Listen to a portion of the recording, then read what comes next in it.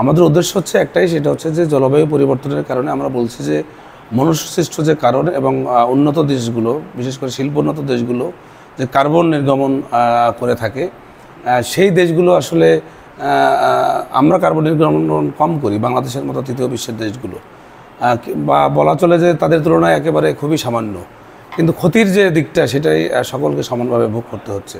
তো দীর্ঘদিনের দাবি হচ্ছে যে এই যে কার্বন নির্গমনের কারণে আমরা যে ক্ষতিগ্রস্ত হচ্ছে সেই ক্ষতিপূরণটা উন্নত দেশগুলো দিবে।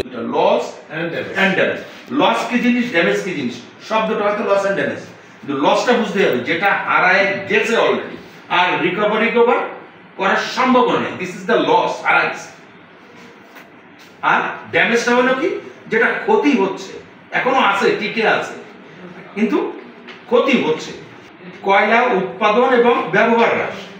আর এরপরে এসে নেওয়া হলো গ্যাস যেটা ইউজ করতেছে, এটা ইউজ ধীরে ধীরে কমাবো এবং রিনিউয়েবলের দিকে যাব। পাশাপাশি গ্যাস যেটা ব্যবহার করতেছি, এটা থেকে যে কার্বনটা নিরসন হচ্ছে, কার্বনটা যেন একটু কম হয়, কার্বনটা যেন ক্যাপচার করে রাখা যায়, প্রিজার্ভ করে রাখা যায়, সেই টেকনোলজি ব্যবহার করা হয়।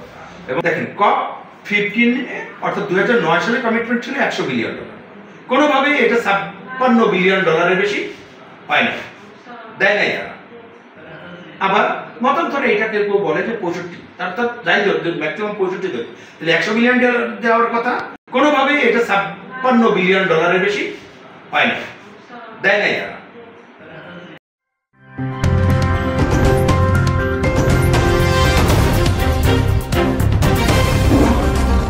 Voice of Tiger.